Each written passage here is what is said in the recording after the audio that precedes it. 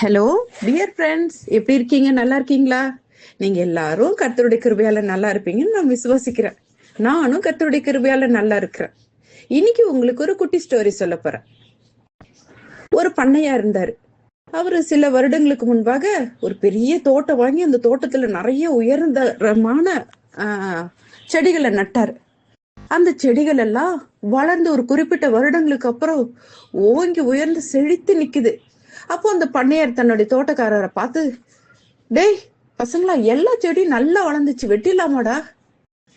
எல்லா செடியும் நல்லா வளர்ந்துருக்குது, நம்ம இத தரமான ஆட்கள் கிட்ட பேசி இதை வித்துடுவோம், நம்ம வித்து காசாக்கிடுவோம் சொல்றாரு.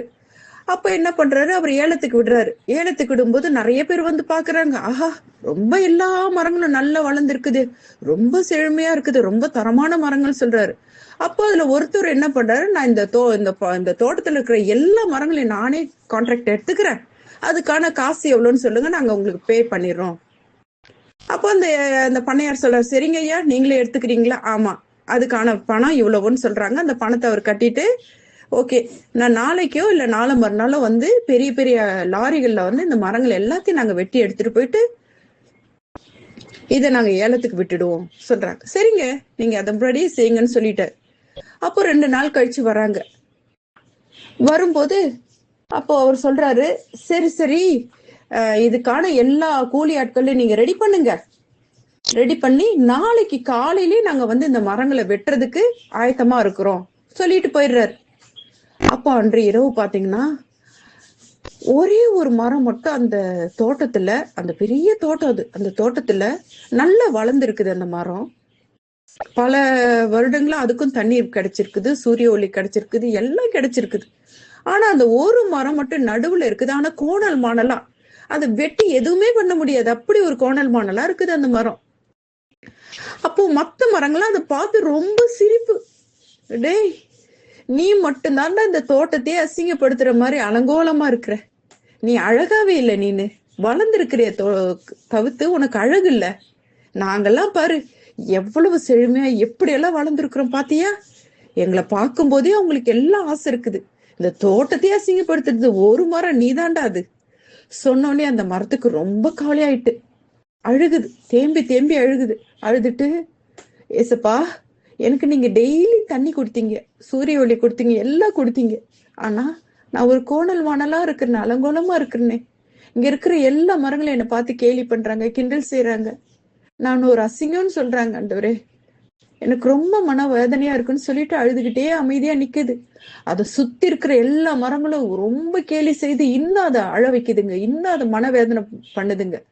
அது ஒரு வார்த்தையும் பேசல. காரணம் அதனுடைய ஸ்ட்ரக்சர் அப்படி இருக்குன்ட்டு ரொம்ப அமைதலா இருக்குது. மறுநாள் காலையில வந்தாரு, அந்த தோட்டத்தை ஏலத்துக்கு எடுத்தவர் வந்தார். வந்து பார்த்துட்டு எல்லா மரங்களையும் வெட்ட ஆர்டர் போட்டார். ஒன்னொன்னா வெட்டி வெட்டி வெட்டி வெட்டி பெரிய பெரிய டிராக்டர்ல கண்டெய்னர்ல ஏத்துறாங்க. அந்த அலங்கோலமா கோணல் மானலா இருந்தது பாருங்க, அந்த மரத்துக்கிட்ட வந்து நின்று பாக்குறாரு.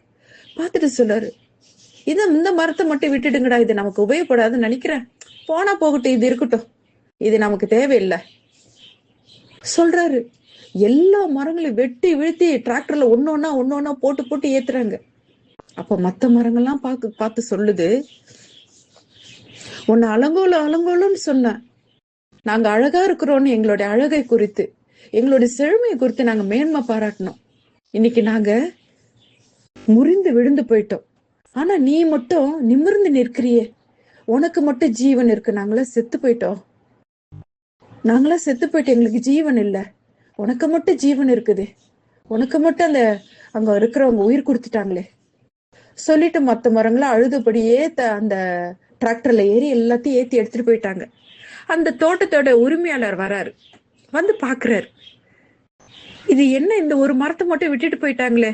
அப்ப அங்க எல்லாரும் தண்ணீர் பாய்ச்சின வேலையாட்கள் சொல்றாங்க, ஐயா, இந்த மரத்தை விட்டுடுங்க ஐயா, இது பாவம், இந்த ஒரு மரம் நம்மளுடைய ஞாபகார்த்தமா அப்படியே வளர்ந்துட்டு அப்படியே போகட்டும், இதுக்கு உயிர் இருக்கட்டும், ஜீவன் இருக்கட்டும் ஐயா, விட்டுடுங்க இத. அந்த பண்ணையாரும் சொல்ல, சரிடா விட்டுடுங்க, நான் மத்த இடங்களா சுத்தம் பண்ணிட்டு மறுபடியும் நம்ம மரங்கள் நடுவோம். அந்த ஒரு மரம் மட்டும் அவ்வளோ பெரிய தோட்டத்துல உயர்ந்து, அதனுடைய நேச்சர் ஒண்ணுமே மாறல, அது எப்படி இருந்தது அப்படி உயிரோட ஜீவனோட இருக்குது. அப்பதான் அந்த மரம் சொல்லிச்சா, ஏசப்பா, நான் கண்ணீரோடு ஜெபிச்ச ஐயா. நான் எல்லாரும் அழகா இருக்காங்க, நான் மட்டும் அலங்கோலமா இருக்குன்னு, நான் மட்டும் என்ன மட்டும் கேலி பொருளா எல்லாரும் பாக்குறாங்கன்னு நினைச்சேன். ஆனா அவங்களுக்குள்ள ஜீவனை இல்லாம படிக்க செத்து போயிட்டாங்க. எல்லா மரமும் விழுந்து போச்சு. நான் மட்டும் ஜீவனோட இருக்கிறேன். என்னை நீங்க எப்படி வச்சிருந்தாலும் அதுல ஒரு நோக்கம் இருக்கும், ஒரு சித்தம் இருக்கும், நான் உணர்ந்து கொண்ட ஐயா. நான் அதை விசுவாசிக்கிறேன் ஐயா, உங்களை நோக்கி பார்க்கிறேன் ஐயா. நான் எந்த சூழ்நிலையில இருந்தாலும் எனக்கு உணவு கொடுத்தீங்க, உடை கொடுத்தீங்க, எனக்கு பாதுகாப்பு கொடுத்தீங்க, எல்லாம் கொடுத்தீங்க. இப்படிதான் ஒவ்வொருவரும் ஜெபிக்கிறாங்க. ஜெபிக்கிற உங்களை ஆண்டவர் பார்த்து சொல்றாரு, உங்க சூழ்நிலைமையை பார்க்காதீங்க. உங்களை சுத்தி இருக்கிறவங்க ரொம்ப செழுமையா இருக்கலாம், வசதி வாய்ப்போடு இருக்கலாம், நல்ல ஞானவான்களா இருக்கலாம், அழகுல அறிவுல எல்லாவற்றிலும் உயர்ந்து இருக்கலாம். ஒண்ணு மட்டும் நீங்க தெரிஞ்சுக்கோங்க, நம்ம எந்த நிலைமையில எப்படி இருக்கணும்ன்றது ஆண்டவருடைய சித்தமா இருக்குது. எந்த நிலைமையில நம்ம இருக்கிறோம்ன்றது முக்கியம் கிடையாது. கர்த்தராய் இயேசு கிறிஸ்துவின் வார்த்தை நமக்குள்ள இருக்குதா, நம்ம மறுபடியும் விழுந்து போகாதபடிக்கு அவருடைய ஜீவனை நமக்குள்ள கொடுத்திருக்கிறார். அந்த ஜீவனோடு இருக்கிறோமா நம்ம, அதற்கு நன்றி சொல்லுங்க. இந்த நாள் ஆண்டவர் கொடுத்த கிருபை நாள் இது, இதற்கு நன்றி சொல்லுங்க. ஆண்டவர் நம்மளை எப்படி வச்சிருந்தாலும் அதுக்கு ஒரு தீர்மானம் இருக்கும், ஒரு திட்டம் இருக்கும். நீங்க கவலைப்படாதீங்க, கவலையே எதுக்கும் படாதீங்க. அவர்கள் முறிந்து விழுந்தார்கள், நாங்களோ எழுந்து நிமிர்ந்து நிற்கிறோம். மனுஷன் முகத்தை பார்ப்பா, கர்த்தரோ இருதயத்தை பார்க்கக்கூடியவர் அல்லவா. அந்த கோணல் மாணலான மரத்தோட இருதயத்தை ஆண்டவர் பார்த்தாரு, அதோட முகத்தை பார்க்கல. மற்ற மரங்கள் எல்லாம் ரொம்ப அழகு, ஆனா அவை எல்லாம் வீண். அழகு வீண், சௌந்தரியமும் வீண். கர்த்தருக்கு பயப்படுதலே, கர்த்தருக்கு பயப்படுகிற மனுஷன் எல்லா இடங்களையும் அவன் ஆசீர்வதிக்கப்படுவான், அவன் தலை நிமிர்ந்து நிற்பான். இப்படியாகத்தான் உங்க சூழ்நிலைமை எப்படி வேணா இருக்கட்டும், நீங்க கவலைப்படாதீங்க. சிறுமை எளிமைய மாணவர்கள் விடுகிற பெருமூச்சின் சத்தத்தை கேட்கிற தேவன் அவர். உங்களோடு இருந்து, உங்க கூட இருந்து கர்த்தர் உங்களை ஜீவனோடு வச்சிருக்கிறதுக்கு நன்றி சொல்லுங்க, கொடுத்ததுக்கு நன்றி சொல்லுங்க. அவரை நோக்கி பார்க்கிற முகங்கள் ஒருபோது வெக்கம் அடைவதில்லை. கர்த்தர் உங்க கரங்களை ஆசீர்வதிப்பார். சிறுமை எளிமையமா இருக்கிறீங்களா, உங்க சூழ்நிலைமை கண்டு அஞ்சாதீங்க, உங்க சூழ்நிலைமை பார்த்து கண்ணீர் வடிக்காதீங்க.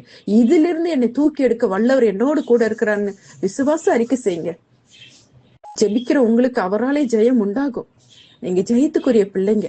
கர்த்தர் உங்களை ஆசீர்வதித்து இன்னும் சகலவற்றிலும் மேன்மைப்படுத்துவார். கர்த்ததாமே உங்க கூட இருந்து உங்களை ஆசீர்வதித்து உங்கள் தேவைகள் எல்லாம் சந்தித்து உங்கள் ஜெபத்தை எல்லாம் கேட்டு உங்களை பலப்படுத்துவாராக. ஆமேன் என்பதே. God bless you. Keep joy. நான் மற்றும் ஒரு ஸ்டோரியில உங்களை சந்திக்கிறேன்.